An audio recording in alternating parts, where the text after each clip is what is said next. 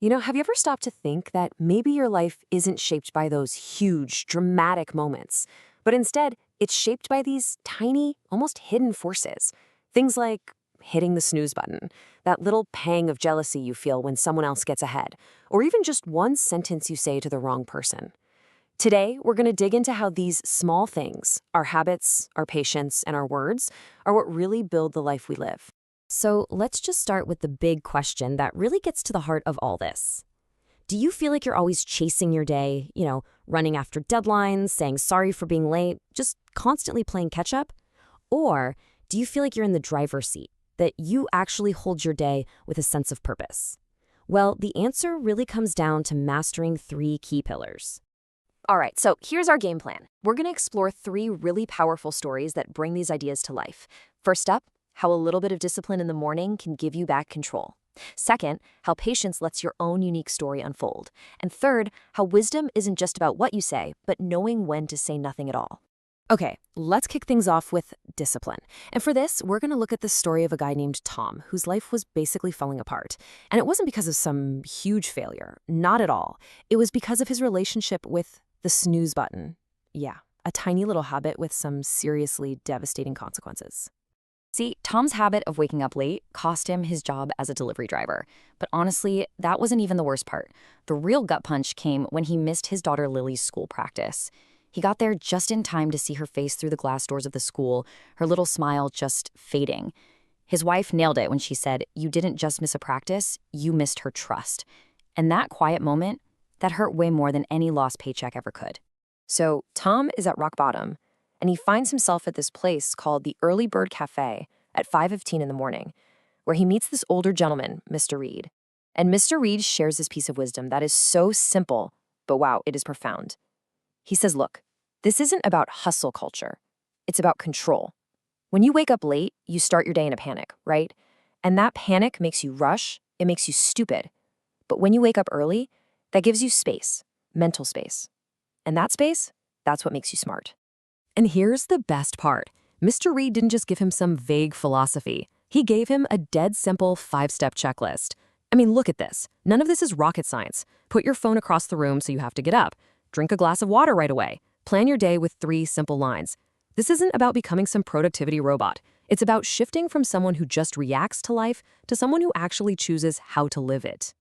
And this just lays it all out, doesn't it? On one side, you've got a life of panic, of rushing around, of broken promises.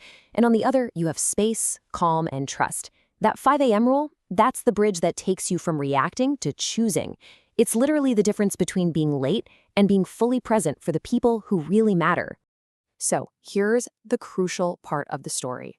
On the day of Lily's big performance, everything that could go wrong for Tom did go wrong. It was pouring rain, a road was closed, the bus broke down. The old Tom would have failed. But the new Tom, because he'd woken up early, he had a buffer. He had time. Time to walk, time to remember a little side path he knew, time to figure it all out. Waking up early didn't magically erase the problems. It just gave him the calm and the extra minutes he needed to solve them and be there for his daughter. All right, let's shift gears to our second pillar, patience. Oh man, it is so easy to look at what someone else is doing and feel like a total failure, right? Well, this next story about 2 brothers, Jack and Ben, and 2 little seeds their father gave them, it explains perfectly why that's such a huge mistake. So their father gives them each a seed to plant. Ben's seed, which is an apple seed, sprouts in just 2 weeks. By the 1-month mark, his plant is already knee-high. Meanwhile, Jack is staring at an empty patch of dirt. He feels totally defeated. He's sure his seed is a dud.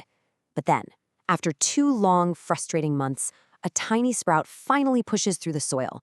And from that moment on, it just explodes, growing way faster and stronger than Ben's ever did.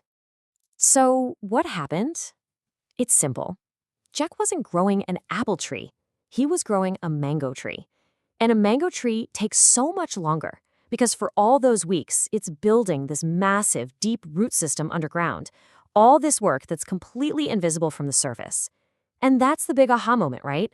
Your progress might be happening where you can't even see it yet. The father boils all this wisdom down into 3 key lessons.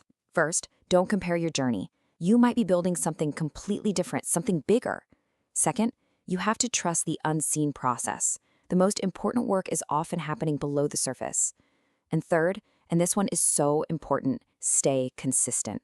If Jack had gotten discouraged and stopped watering his empty patch of dirt, all that incredible underground work would have been for nothing. And really, this quote just says it all. You're on your own timeline. You're building your own unique thing. You have to trust that your roots are growing deep. And believe me, your time to sprout will come. And that brings us to our third and final pillar, wisdom. And this isn't just about what you know. It's about knowing when to share it and with who. The story of John, a loyal factory worker, is kind of a painful lesson, but it's absolutely vital for understanding the power of silence. John was a good guy, a quiet, hardworking man. For 8 straight years, he showed up and did his job without a single complaint. But one evening, he was just spent, exhausted, aching, and he let his guard down. He confessed something really simple to a coworker, Mike, who he thought was a friend. He just said he wished he could have one day of lighter work, just to let his body recover. That's all. It was just a moment of honest vulnerability.